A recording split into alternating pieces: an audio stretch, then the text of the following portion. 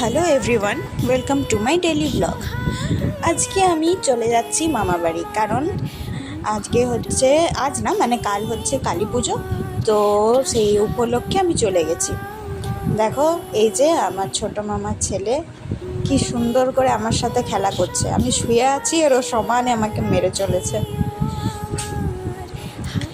আর তারপরে আমি, আমার বড় বোনু, ছোটো বোনু সবাই মিলে আমরা একটু আলপনা দিয়ে নিলাম।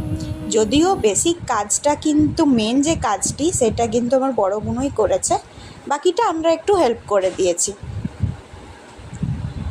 আসলে ও এই সমস্ত যে কাজবাজগুলো হয়, ড্রয়িং টয়িং, এই সবগুলো খুব বেশ ভালো করে। ওই যে আমরা সবাই বসে বসে গল্প করছি আর নিজেদের কাজও করে চলেছি। দীপাবলি বলে কথা, একটু না আলপনা ঘরে দিলে হয়? দেখো কত সুন্দর, আমরা তিনজনে মিলে কত সুন্দর আলপনাটা দিয়েছি। কি ভালো লাগছে দেখতে, তাই না?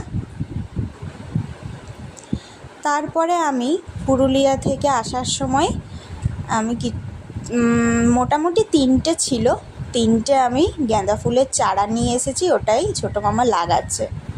তারপরে একটু তোমাদের বাগানটা দেখালাম। দেখো কি সুন্দর না, চারপাশটা শুধু গাছে ভরা। তারপরে আমার ছোট্ট ভাইটি এখন স্নান করবে, সেটাই তোমাদেরকে আমি দেখাতে যাচ্ছি।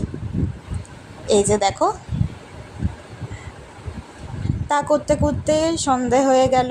তারপরে আজ তো আরও ভূত চতুর্দশী, তাই মামি 14 প্রদীপ দিচ্ছে। তুলসী মঞ্চরে, সদর দরজায়, ছাদে, বিভিন্ন জায়গায় দিচ্ছে। এই যে দেখো, আসলে দীপাবলি, কালী পুজো মানেই আমাদের কাছে প্রদীপের যে আলোটা হয়, যে আমরা আগুনটা জ্বালাই, সেটা কিন্তু আমাদের খুব ভালো লাগে। মানে ঘর সাজালে কি খুব ভালো লাগে দেখতে। তার মধ্যে লাইট সমস্ত কিছু দিয়ে ঘরকে সাজানো হয়।